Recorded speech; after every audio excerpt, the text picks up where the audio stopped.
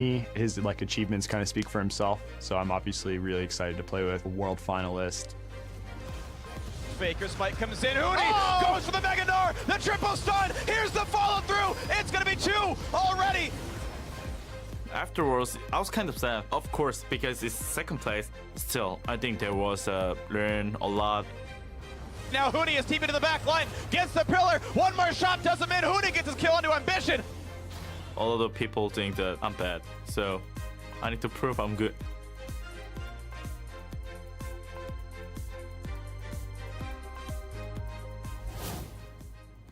I think this LCS split is one of the ones I'm looking forward to the most. I think overall the competition's gotten really high. I'm pretty excited to be playing with my current teammates. I think Flame had a really great split. Shrim's gonna force to dodge the aggro. All the vitals do get procced. Significant outplay out of Flame in the top lane. Fly, I always thought he's like a player I want to play with. On to GPM, and Fly actually comes out ahead in that one. I'm definitely trying a lot more to have the leadership in what our team does in game as well. Overall, I'm pretty happy about who we got, and I do think we have a really great chance in Spring Split. Hello and welcome back to the NALCS. My name is Julian Patriot Time Car, and joining me is my personal placements coach, Isaac Azale Cummings Bentley. Play Malzahar.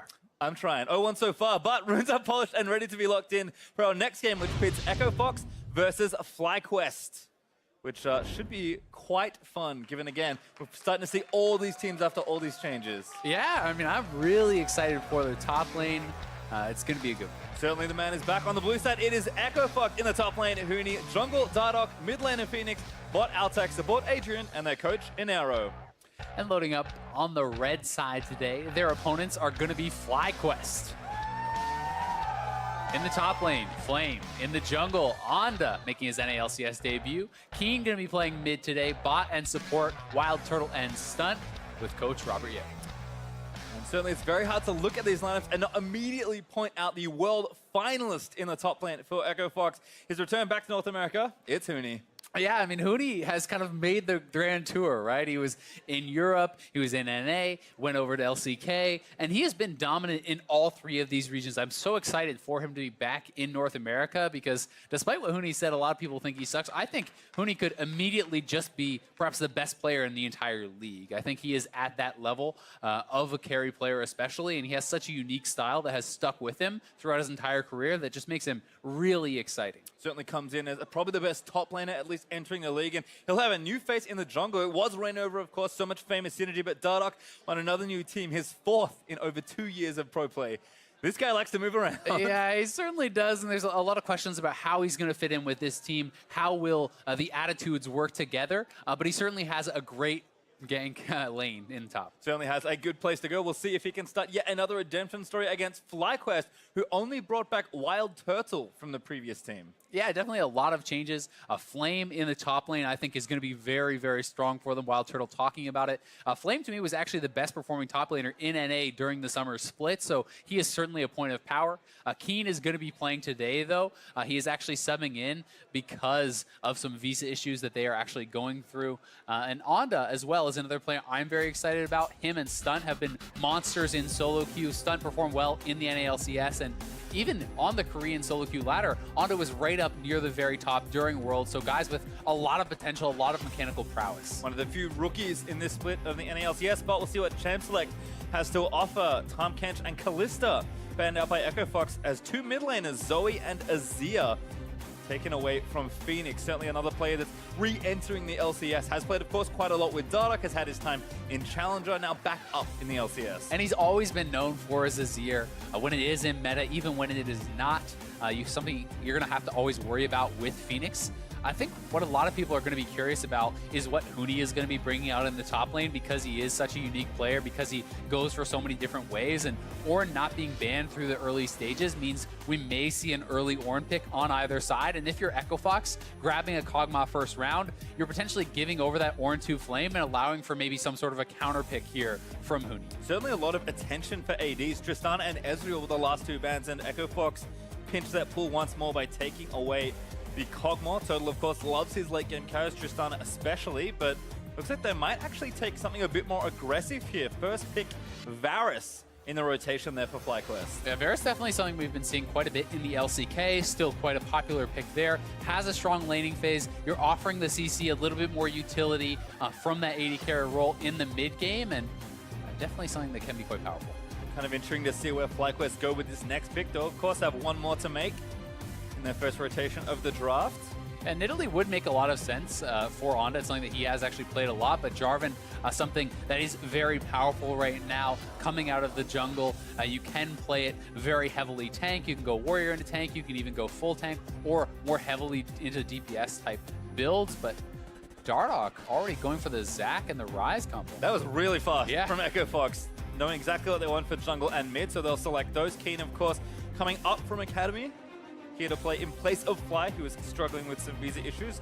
He's going to go with Cassio, certainly a champion that can go toe-to-toe with the machine gun mage of Ryze. Yeah, it certainly is. It's considered a pretty good lane matchup for Cassio, but Ryze has been so successful across all leagues in the start of this new season. Really, people with that stopwatch plus ultimate combo, it's so frustrating to deal with as an opponent, and because you can get that early on from the Masteries, you don't actually have to have a fully completed Zhonya's this season, gives you access to it much earlier on. Obviously, Ryze also being pretty successful as far as pushing the waves, roaming, and kind of having a lot of early mid-game control. Well, Camille and Ornn, so top lane is starting to hit the ban list here in phase number 2. So Flame kind of hover Camille, so it certainly is a consideration. Again, two known carry plays. Yes, they can be versatile as well, but known for their individual laning prowess and overall laning skills. So certainly expect to see maybe a bit more pinched here. One, maybe even two more top laners taken. Yeah, and we did even just see that Ornn can be quite effective from the support Yes, role, very. right? That it is something that you can play down there. Also, melee supports in general have been extremely powerful. I actually do quite like the ban here onto Janna. Something like that can be so exceptionally powerful when paired with Kog'Maw. This hyper carry that just needs the space, the protection to be able to free fire and really take over in team fights. So I think it's a fairly intelligent ban, especially if FlyQuest is looking to draft more engaged, right? If you're looking for something like an Alistar along with that Jarvan, you really do not want to be getting shut down by a Janna. I think it also kind of plays to Adrian's tendencies as a player as well. Yes, also quite versatile, but did lean on Janna and Soraka, of course, in his history. Jayster was the next ban from Echo Fox, so now Gangplank will be the carry in topside, and there's a Lucian! Insta-lock Lucian! That is Lucian top, I'm fairly certain. You know, there's almost no chance that it is going somewhere else. So this is the Huni special. This is like the last time we saw him. This is the Huni in special. the LCS was him losing Ooh. on Lucian top and not working out. This is going to be Shen support. support, which is also very strong. And I also think is actually really intelligent alongside the Lucian. Someone who needs to play aggressively, so who needs to be kind of up in their opponent's face. Having this second line of defense, when Shen hits 6, you always have to worry about the ultimate, the Stand United coming out from the support role, which is something that a lot of players are not really used to dealing with. When you have long range engage from Zac, you can pair the Shen up very well with that. You can obviously, you know, Ryze ult the Shen and the Zac in to kind of start off these sorts of fights, but this is going to be pretty interesting because Huni is going up against this Gangplank. He needs to be effective early. Otherwise, Flame is going to outscale, is going to have more impact in the mid and late game. So there's certainly a lot of pressure on both junglers to either keep their laners safe or to kind of punish them on the side of Onda. Well, last pick was Alistar there from FlyQuest, so pretty safe support and standard stuff there from Stunt. And especially makes a lot of sense, as I said, when they're already banning out the Janna. That kind of lends you towards thinking about these sorts of supports. It's obviously very powerful to have that sort of engage against a Kog'Maw too, because while the Kog'Maw can pump out such massive amounts of damage, does not have a move block, no dash, no sorts of blinks, and can be quite susceptible to the hard engage. When you have a Varus ultimate paired up with the Alistar engage, the GP ult getting layered on top, J4 ultimate, there's a lot there to kind of lock down and eliminate this Kog'Maw, which could result in a FlyQuest teamfight win. Certainly an interesting draft on both sides here, but I don't think I would have it any other way as Huni debuts back into the NALCS right where he left off on Lucian top. That's just about the most Huni thing ever, Yep. right? First game of the new split. Oh, what's he going to play? Is it going to be Ornn? Is it going to be, you know, Vlad? Nope, Lucian top. Instantly Lucian top. It's airy Lucian top as well. Pretty interesting. None of the fleet footwork shenanigans. He's going all for the damage. Yep, no pressy attack either. One's kind of maximum Oh, that early guy's lane hyped up. efficiency. Yeah, that guy should be hyped. As Echo Fox and FlyQuest take the stage for the first time in the 2018 season. This is going to be fun. Echo Fox are a team that when you ask people, hey, what do you think of Echo Fox's chances? They just kind of get a look of on their faces. It's so hard to tell whether they will sink or swim, but it is fun. Hey, I mean, you gotta say, with this Echo Fox lineup, there is a tremendous amount of upside, right? It's one of the teams I think has the most variance. You know, if things are all going well, if everything meshes together, if they have that synergy, there are some very powerful carries here, especially when you're looking at the top side of the map. You know, Phoenix, Dardoch, and Huni all have a lot of ability to individually carry these games, and if they can be on the same page and really working well together, we may see that happen here today. Well, teams are going to fan out here at level 1. Nothing super crazy happening. Again, everyone just getting some early vision. We've got 10 yellow trinkets, but none being placed just yet. It looks like Dardoch and Anda, as Anda is welcomed by Dardoch for the first time onto this stage. Again, remember, one of the few true rookies playing up against I would say, a pretty intimidating opponent in Dardoch. Yeah, definitely so. I mean, Dardoch is a guy who has a lot of experience on the stage here. Onda obviously will have played against Dardoch a lot in solo queue, being someone who grinds that a lot, but it's very different stepping onto the stage for the first time. And, you know, not only is he playing against Dardoch, he's playing up against guys like Huni, who are one of the most famous League players in the world. And there's a lot of pressure on Onda to keep Flame safe, to be able to perhaps punish Huni if he's really pushing in there. But if you mess that up, the game can certainly be flipped on its head. See the early jungle starts here. Right-hand side for both. Anda on blue, Dardoch there on the red. Looks like Dardoch got a little bit of help as Altek and Adrian rush down to lane. But kind of as expected, both junglers moving from right to left, which is straight towards that top lane. Yeah, definitely so. A lot of potential to be up there.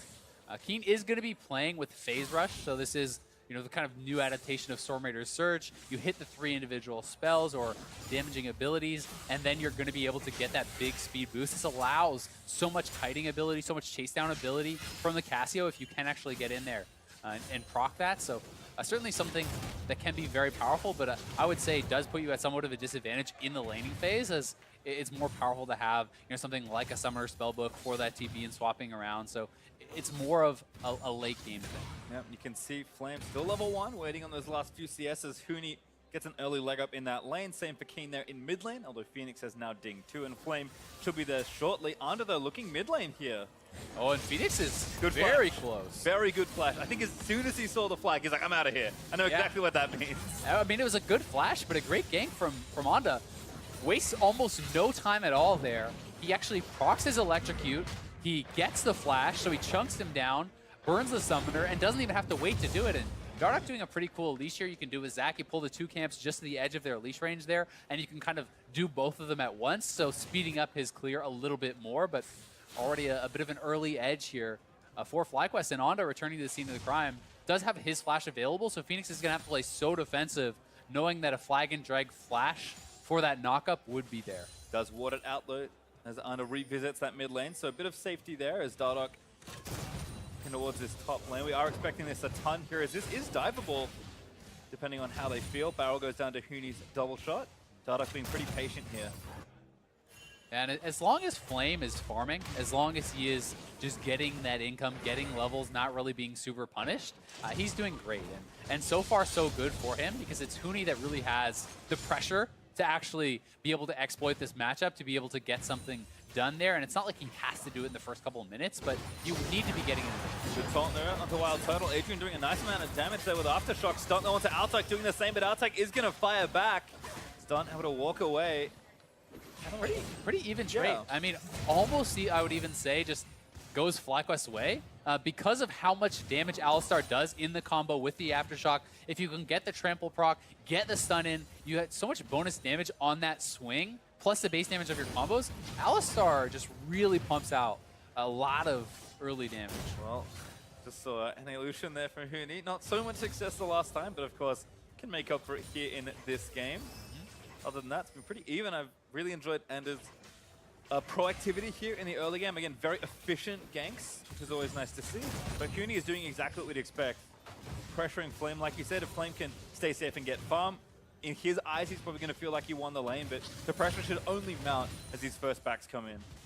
Yeah, and that's really all it is. I mean, he knows that he's going to scale. If you can just sit in lane as GP, alt other lanes, farm this out, you know, once you get to a Triforce, you're so easily clearing the waves that Lucian stops being as relevant in the 1v1, because you can kind of just make it this non-interactive lane where you can then outscale and be more relevant in team fights. So that's really what we're expecting Flame to look for.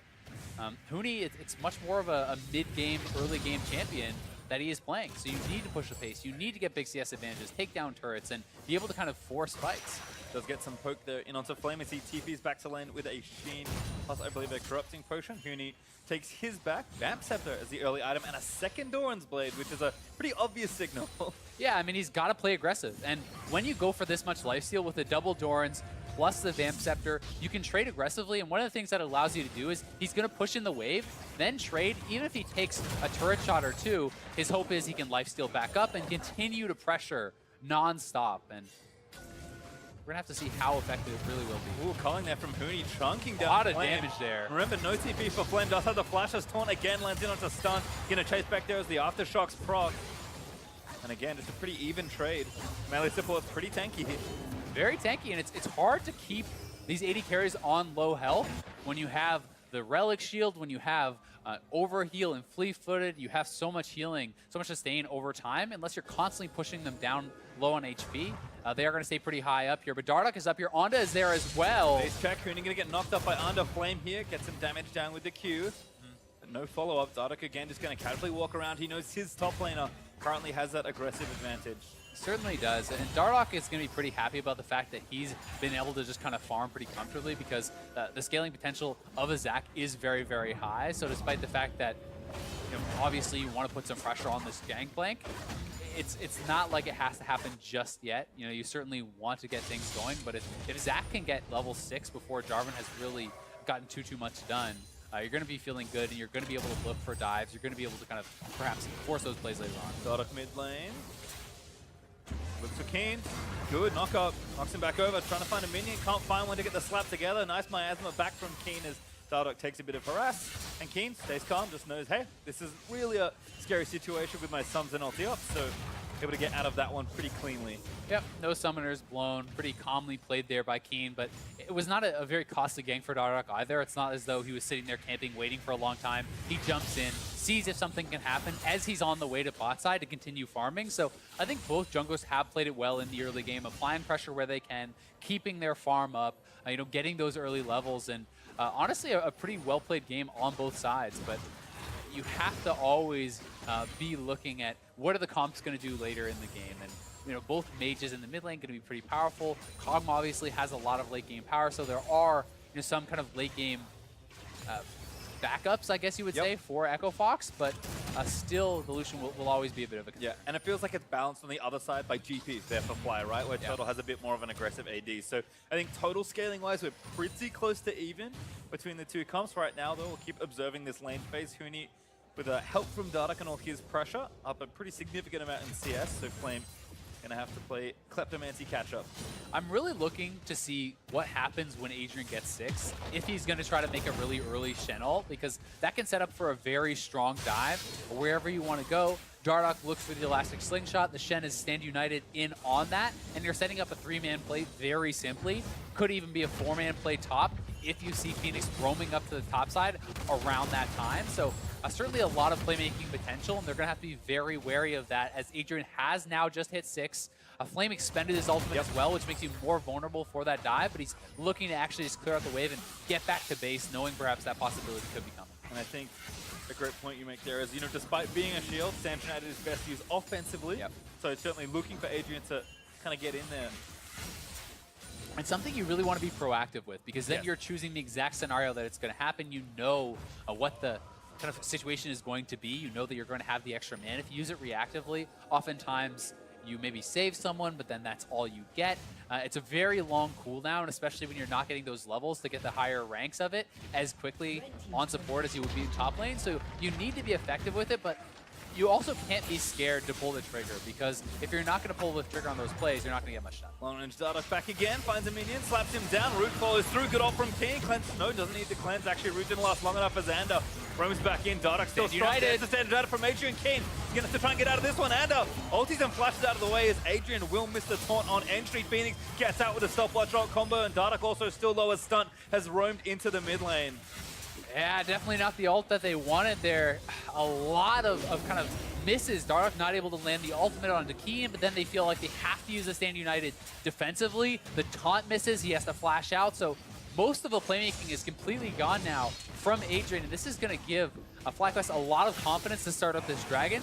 Very well handled again by Keen. He's been getting pressured, has not panicked, has not really even had to blow a summoner yet, and Onda has been everywhere he's needed to be so far this game. Yeah, and moving in with the rest of his team to take this Dragon. Should be able to smite it away nice and easily. Dardoch on the left side of the map, so Under will claim the first break for his team. We did see Huni, though, as we play catch-up a little, did take that first turret and get solo turret gold. So as far as what his lane wants to do, the plan is going well. But again, he still has to parlay the rest of that advantage somewhere in the mid game. It's not enough for Huni just to get all this work done on his own if he can't help his team capitalize. Yeah, or if he wants to stay on his own, if he cannot continue to punish his opponent, right? Great, he has taken that first turret at a very fast clip. He has an early Blade of the Rune King. He is much stronger than Flame in the 1v1 right now, but he needs to continue to push the pace. He needs to continue knocking down those turrets, applying pressure, making space for his teams, and a Wild Turtle with a nice try does trade flash for flash there, which can open up some opportunities, perhaps go for a repeat gank onto Vintage Turtle, I like to call that one. Flash Parasol, not quite there as Dardoch takes down the Rift Herald. See if he can make good use of that one. Taking down an extra turret. Artek and Adrian still chilling here in the bot lane. Rage Blade on the way for Artek, but not quite there. And the same for Turtle on that Varus. And again, Huni returning back to this lane. Flame is going to be casually walking back and again just trying to stay safe. And apart from that, looking down the numbers at the rest of the total CS, very even mid and bot. So we'll see who can really convert for that next bit of jungle pressure. I mean, Dardoch and Under have both tried quite a few ganks, but no first blood's been given over just yet. And I will actually give credit to Under here. I think he's been just a bit more effective early on. Yeah, I really would like to see them go back towards Phoenix. Now that there's no stopwatch available, now that his flash is down, you can't just stopwatch and ultimate out. So I do think that they should be actually picking on that and looking for a play. You know, Stunt has his Moby Boots, he has his flash available. Bring him up, use the GP ultimate, use the Jarvan, guarantee that first blood, and perhaps look to pressure the turret mid lane, because I think that's certainly a vulnerability right now for Echo Fox. Phoenix again playing defensively with his flash down. Total vision looking good across the river for both sides, so no surprises just there. Again, very slow pace despite the gold lead that Fox have built. 2,000 gold up, and I'm guessing most of that is actually on Huni there in the top lane. Yeah, certainly so, and they are looking to kind of use this advantage perhaps in the jungle. Dardoch has been spotted, he doesn't know it. Could be bad news here. Huni's deeping in. Nice little double root. DP's coming down for both top laners. Ult used there by Dardoch to try and move him back to the team. Outside, looking to try and take down Under, and that's first blood over to the Cogmore King on the other side. A stunt goes down to Huni, getting a little earlier on that TP. Now outside, flashes forward, slows Wild Turtle with the users. Keen's trying to get out as finally he burns those summoners. Dardoch cuts him off at the pass. Keen, he's going to have to dance around this one. Stand United going into Dardoch. Phoenix closes the trap. Huni looks for another kill, and Phoenix going to grab it. Fox, great collapse out of pick up 3. And they're going to be able to get this turret here on the bot side as well. Dardoch may even catch Wild Turtle. Still going, minion wave in a great spot. Slats them together. Adrian should be able to follow up with a taunt. He gets the kill into Wild Turtle, and all of a sudden, it's 4-0. Nicely done there from Echo Fox. They're pressuring mid lane, they're pressuring bot lane. They even knocked down 2 turrets here, and Huni was so fast on the teleport. No hesitation, they immediately respond as Dardoch gets jumped on. Huni arrives so much faster, and you know, Flame didn't have his TP available because of the pressure that Huni had been putting on. This is the kind of conversion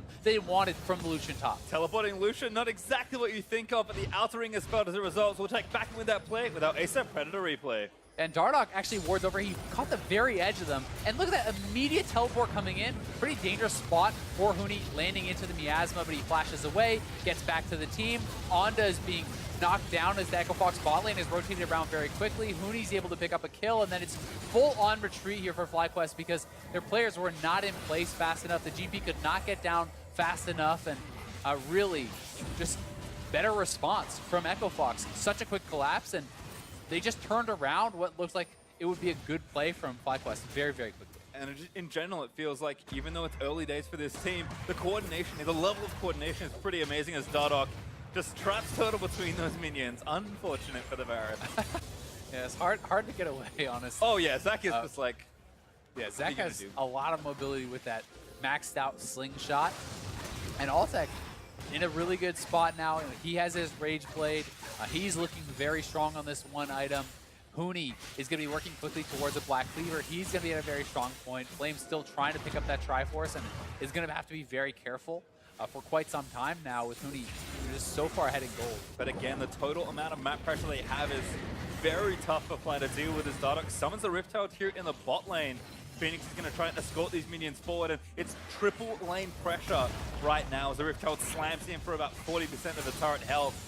And at this stage, with how well coordinated this push is by Fox, should be able to get at least one turret here. Yeah, you'd certainly think so, or at least a lot of turret damage down, which could result in that later. And Huni, look at those trades under the turret, doing a lot of damage there to Flame. It's even hard to really get those barrel chains off because of all the attack speed Lucian has with this Blade of the Rune King. It's very easy for him to knock down those barrels. And honestly, FlyQuest need to establish their defensive vision before they can really do much else. Because look at the vision control here. The Pink Ward in a great spot over by the Wolf Pit, so Dardoch can threaten dives on either side. They need to be able to reestablish the vision control, wipe out these wards, and start kind of controlling their own jungle. Otherwise, Onda is just going to simply fall behind in experience, and their team is going to start to kind of get bled out. Again, you can see Phoenix able to comfortably move between the lanes here. Has TPs changed? Has that, of course, after changing from Spellbook, and does have his ultimate. No Zhonya's just yet, so you can't go full on side lane rise, but between Huni and Phoenix kind of being in a strong spot here in the mid game, you have to think 1-3-1's on the table, and so is killing Under.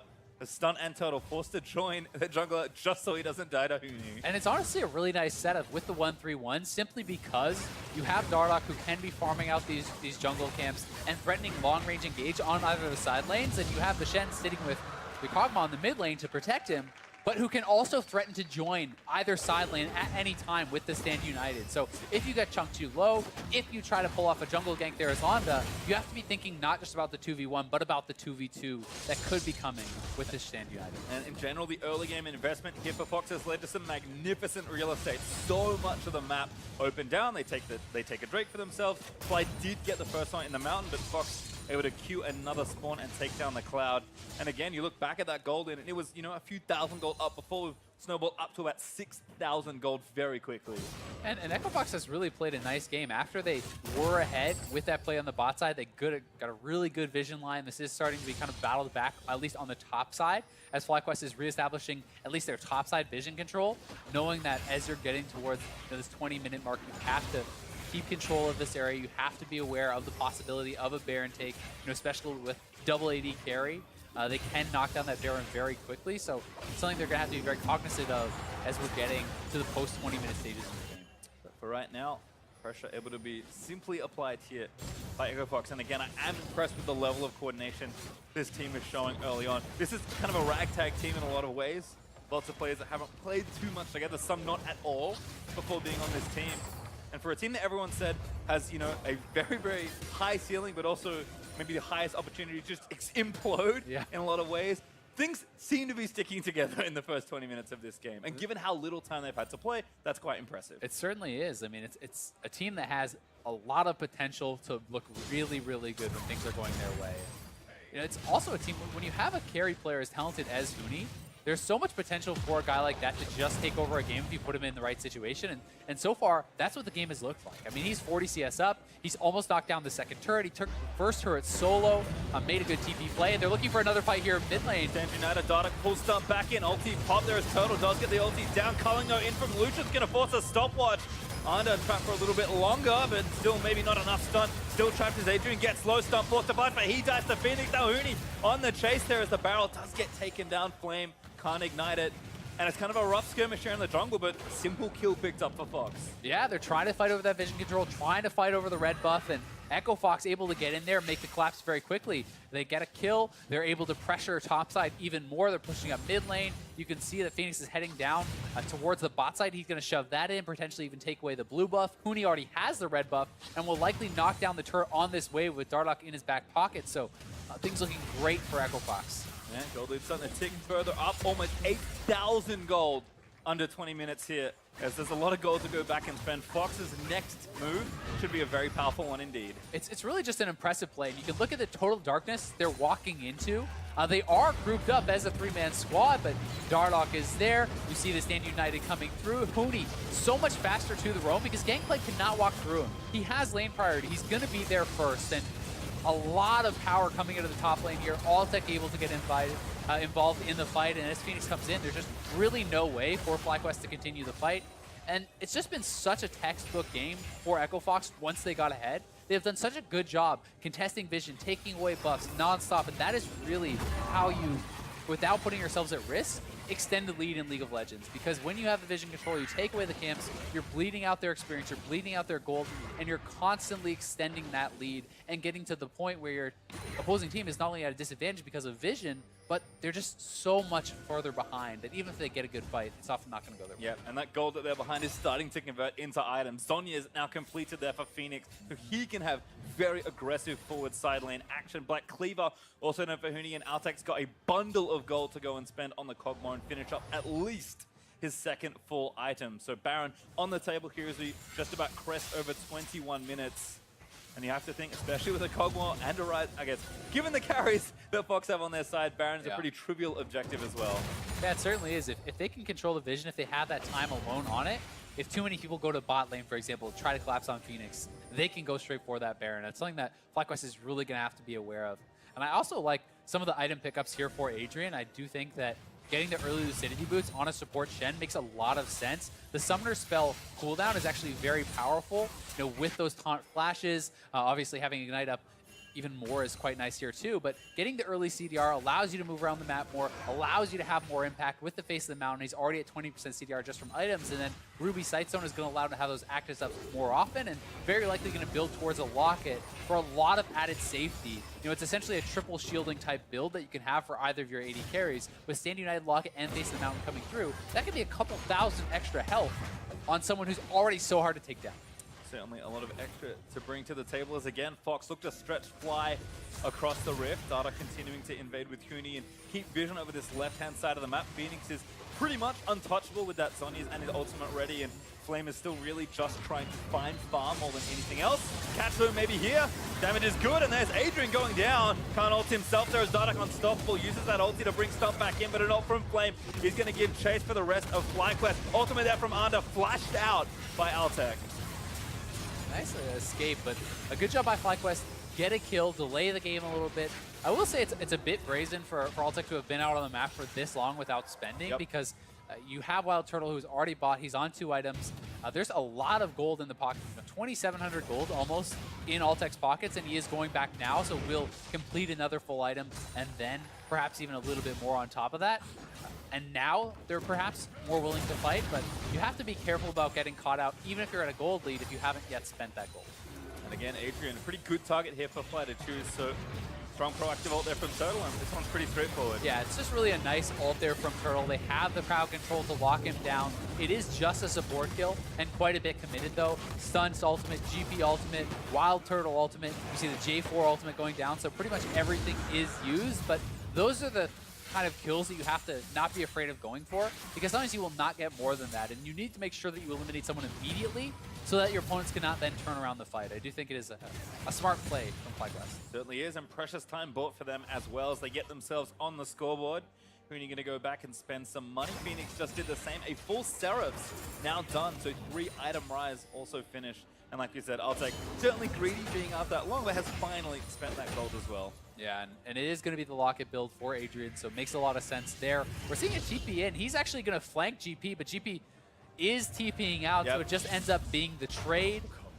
Nice try there from Huni, but a good response from Flame. Not really advantages gained on either side. Yep, very long flank there from Huni, but at least trades a summoner, so not too bad. And again, Fox just needs to find a little opening stunt. Does have his ultimate, going to stun back in. We actually moved the Zac back in onto Wild Turtle, is forced to flash. Going back in, pulls one back once more, but it's still stunned with the ulti ticking. Huni blows up Wild Turtle, looks as he goes for the flank, and now Dardoch can try and mash 2 together. Phoenix also ulti down here. We're going to get in onto Flame. A little scattered there for Fly as Flame is forced to flash. And they can go straight for Barrett if they want to. Now 5 men up. Hoodie just went past everyone. He QSS's the Verisol with that immediate pickup he just had. Big impact already from the item. Just solos down Wild Turtle, and this is going to be extremely hard for FlyQuest to contest, but they're too far behind to just let it go. Yep, Under's going to have to try and get in there. Burn his flash after the last kill they got, so has to flag drag in, which is pretty unreliable. Dardoch's even going back around. They're going to try and get another kill. Stand United's going to look to find one, but Fox will regroup. Baron, I think, has started regenning, but not all the way. Now, Altec taking a fair bit of damage. Dardoch somewhat low. FlyQuest might be able to do something here, and they have actually successfully pushed them off the Baron as Wild Turtle is back up. So, well handled there by FlyQuest. Dardoch not able to find the turn for the proper engage, and just ends up resulting in them having to back off. And despite the excellent play there from Huni, not quite enough. Posturing. Re-engage again. Nope. Outie there as the root comes in onto Under. Flag drags away. Spirit's Refuge down from Adrian. Gonna block a return damage. Huni though taking damage from Keen. Flashes up one of the Casio ultimate. And now Keen in a really rough spot as the rest of Fox looking to fight 4v4. Flame low. Smashed together there. Living Artillery pops his Flame. Uses that stopwatch. Outside able to take down Sun. Under in the back with the Flame, but he can't get it as Outside gets himself a double kill. Keen too far away to do anything else. And Fox, they do find 3. They're just too far behind to take these fights, and they're looking like they want to go right back to the Baron. There is no smite available for their team, but it's a 4v2. We'll see if FlyQuest are going to try to come over here and contest this. They do not know that it's available. I mean, yeah, no smite on either side of Control Ward. Smack bang in the middle of the pit, and that's going to be Baron over to Fox. Finally find a trade they like. Picking up 3 kills for 1 as the ultimate up on the Phoenix. They're going to try and cut a Turtle, but ambitious perhaps on that one. Don't quite get it. yeah, nice try to try to get the extra pick off, but they do get the Baron. They're up 11k in full control, and FlyQuest thinking perhaps some of Echo Fox has base, that they could maybe get an odd man fight. Unfortunately for them, Echo Fox is all here. Huni kind of getting soloed out on the side, but flashes in advance of that ultimate. The Petrifying Gaze not connecting, and then Altec is just too much damage for their team. FlyQuest cannot get to him. Altec's free firing in the back line, and as long as the Kog'Maw is protected in a fight like that, you're not going to have much chance when you're this behind in gold. Really well handled there. This Turtle again got the sole kill in that fight for FlyQuest on Dardoch, but still not enough to not give Baron over. Fox will take their 10,000 plus gold lead and their fresh Baron and look to really crack open these inhibitor turrets. And with this kind of comp, with the amount of triple lane pressure they're able to apply, this should be fairly straightforward as Dardoch again continuing to get aggressive. And I just think that the builds for Echo Fox are so intelligent this game.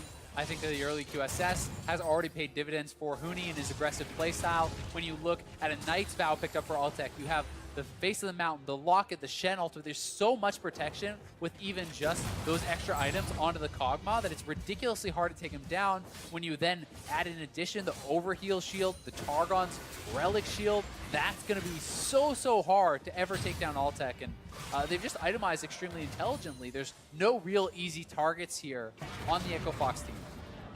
Turtle does find a route onto Dardoch, but he is the tankiest member. Stands United, he's going to come back in Altec. Now it's going to let it rip. Flame does burn the ulti down into the Cog, but Altec starts to step forward as Huni finds a flank. Collins in onto Wild Turtle. Turret is low, is going to go down. No, don't even hit it as Altec on a rampage takes down the Alistar turret. Finally going to go down. Somebody hit the turret. Keen is going to go down. Dardoch slaps it down to finally take it away. A double kill for Altec and more to come as Flame. Not going to go down just yet. Turtle is going to be the next one as Huni able to take him down. And that's going to be into him getting cracked mid. Just rampaged by Echo Fox. Yeah, Huni's showing us the alternate timeline where Lucian Top worked out for Immortals. He's like, this is what it was supposed to be like. And again, certainly a strong carry player as Echo Fox actually going to go for the throat. Adrian taunts down in onto Wanda, who just gets ripped to shreds by Huni. Flame escorted in by Dardoch as Altec dominating takes down the GP. One turret likely going to fall. A stunt goes back in only to die to the Kog'Maw. And one turret left in the way. Everyone on FlyQuest dead. And Echo Fox come out guns literally blazing, winning their first game of the 2018 Spring Split. Hot damn, Azael. That's what I wanted to see. Such an impressive Game 1 performance here for Echo Fox. They can be extremely happy about that one. Really everything working for them across the board. You have to say they came out with a very intelligent plan. They executed well on it. They extended their lead. They controlled vision, took away buffs, took away opportunities and options for their opponents constantly. And it just felt like after that one early game teleport from Huni down to the bot side, there was no real options for FlyQuest to come back. And again, it's funny to look at the Echo Fox roster and see them on paper and be like, wow, the things this team could do just sound amazing. And then what happened? Carry top lane, super consistent, strong duo in mid and jungle, and then a consistent hyper carry focused bot lane. Yes, maybe the metagame is kind of floating right towards them to start off the season, but that team fired exactly as I expected. Yeah, it was very good stuff from them. Have to say some bright spots, though, over on the other side. Absolutely. I do think that FlyQuest, obviously, they are playing with a sub mid laner, so that is a bit tougher. I do think Wild Turtle had a pretty strong game, and Onda looked good in the early stages. You know, this is his first NALCS stage game, so certainly time to build there for them, and hopefully the VC issues will be solved for the future. They'll have Fly back, and they can actually, you know, get going with their main squad, but definitely a tough first opponent, Yes. especially with a sub. I think also given that you look at Flame, one of the strongest players on the team, had probably his hardest lane opponent in Huni, and so much pressure from Dardoch. And the there counter on pick, Zach. right? Yeah. It's just a lot stacked against Flame there, who is, you know, probably the best member of FlyQuest early in the season. Yeah, certainly so. But at the same time, you know, that's what you're exposing yourself to when you're willing to blind pick these solo lanes. And there's always going to be the give and take, right? If you can survive it, then the Lucian can start to look like a really silly pick later in the game. If the Lucian gets behind, he's going to be worthless. But Huni executing very, very well, and Echo Fox, certainly a game to be proud of. Any Lucian career win rate going up. 1-1 now for Huni. And like you said, the alternate timeline certainly. Yeah. Maybe we just scrubbed the last game off. Let's pretend that one never happened. Yeah, this is the new Lucian top Well, that everyone can look at. I mean, it's fun. Like, I think in general, certainly they tried something there, because even if you don't think of something at Lucian top, like Huni's a famous Riven player, another great pick against GP. Like, if you're gonna blind pick GP against someone, I probably recommend not against Huni. And honestly, I think that in this meta, there's a lot of potential for actually exploiting some of these blind pick tops. Even with the tanks that people are going for, I think that there are a lot of picks that can actually really get big advantages and kind of outgreed their opponents. So Huni is one of the players I feel like is not afraid to really go for these picks that could fall flat on their face, because he has the confidence that he can pull them off. And I'm very excited to see what he's going to do the rest of the season. Certainly am as well. But with that, let's send it down to FlyQuest and Echo Fox's top laner. Thanks, Pappy. I am here with Echo Fox's Huni. Congratulations, you have all these people cheering on for you. Now, you marked your return to the NALCS with your signature top lane Lucian. How does it feel to have such a strong first game back? I mean, my top Lucian is always prepared, so. No, just kidding. We actually practice a lot the top Lucian, you know, as a counter pick, and I know top Lucian is really good pick. It was sometimes just a lucky happens. So, well, I'm really happy that come back with the top Lucian, which is in NALCS, because NALCS I played top Lucian for first, and then yeah, I kind of dropped down the game, but still, I proved that I'm really good, and also I got better, and it's really nice to see you guys again.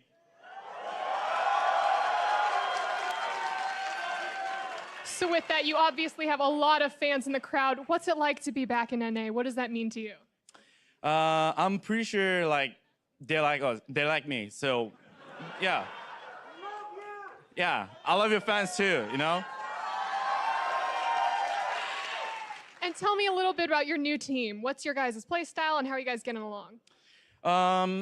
As you guys know that, you know, Echo Fox seems really aggressive, and all laner has like really ego a lot. So it's gonna be, you know, if we win just get one streak, then we're not gonna lose. You know, it's gonna be unbeatable, the Echo Fox. And also, my teammates are really nice guys than I expected. So tell me, is this the roster that Echo Fox is finally gonna make playoffs with? I'm pretty sure we're gonna be at least F playoff, and also that my goal is gonna be NALCS winner, because last time I failed it, which is the NA reason is just only that I failed the reason, and also I really want to go MSI to see my former teams. Well, Huni, I wish you the best of luck with your goals, and thank you so much for this interview. We're gonna throw it over to our friends at the State Farm Analyst Desk. Thank you very much, Avli. I love seeing him back here in North America. I mean, he's ours now. What a personality. Yeah, please, nobody can have him anymore.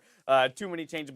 And so fitting for him to return on Lucian, of all picks. Lucian in the top lane, it was part of why, you know, he didn't get that title that he was just talking about looking for this time around. But Lucian in this meta? Why did it work this time around as opposed to the last time he brought it out here in North America? I mean, it's a very good meta for carry tops generally, not just specifically Lucian. Things like the, you see GP being played, you see Vladimir's and all this stuff because you get a lot of tankiness in the support and jungle positions. Usually the mids have plenty of magic damage right now, so top can be kind of whatever you really want. It's kind of the X factor in the draft right now. Yeah, and you look at his runes as well. These are more like the runes you saw at the very beginning of preseasons from AD carries, where they're looking to bully the lane. Specifically, Airy and Scorch, very quick in and out runes, and then he spams to shove the wave with the Monoflow Band. Then he still gets a little bit of attack speed in there at the end and has the modern move with the overheal. So it's still, if you're going to do it, like, it's not one of these don't try this at home. Like, you can try this at home if you want to. Well, and to your point, with this aggression, we saw the turret falling in the top lane right around that 10-minute mark. So getting a lot of work done, not only in a CS advantage, which was built up to about 30, but also knocking down that turret. Yeah, I mean, even specifically against GP, it does a lot of things very well. You can kill the barrels very easily with the double tap. No mobility backline means culling is very effective versus these guys. Both Cassio, GP, and Varus can't really get out of a Lucian once he gets in range. They have no mobility. So Lucian can play, like you said, that more in and out style here. Yeah. All right, so, go for it. You have something you want to add? Well, I was just going to say, it shows you it's the type of pick that Huni can pull out. Other people could do it, but specifically Huni is going to be better at it. Okay, that's where I wanted to get, right? Because we've seen now one game of evidence where it was successful. We've talked a little bit about why theoretically Lucian as a pick should be viable in the top lane. But should anyone other than Huni play it? Should anyone else be bringing this out? I think people who have a similar like carry mindset as him, I wouldn't mind seeing it. Like even Flame himself is known to pick a lot of bullies. I just personally love it here because he's going up against Rapid Star, his old coach in SKT just last year, and he kind of gets to pull this out. And I'm sure they had a lot of arguments about what should be played in the top lane, and he finally gets to kind of prove it to him. And specifically, if you are red side against Echo Fox, do not blind your top laner. Huni is going to be the best guy at counterpicking top lane. I remember when he was last in the NALCS and Shogath top was meta, he played Quinn, was up 80 CS to 40 and took the turret the same way. He just knows more counter matchups than anyone else. Right, FlyQuest kind of took the bullet for the rest of the teams in the North American LCS in that regard. We'll see if the rest of the teams can learn from that mistake and knock Echo Fox down a peg. Either way, 1-0 start for Echo Fox and Huni. We're stepping away for a quick break. When we come back, it's Counterlogic Gaming versus Cloud9. Don't touch that browser.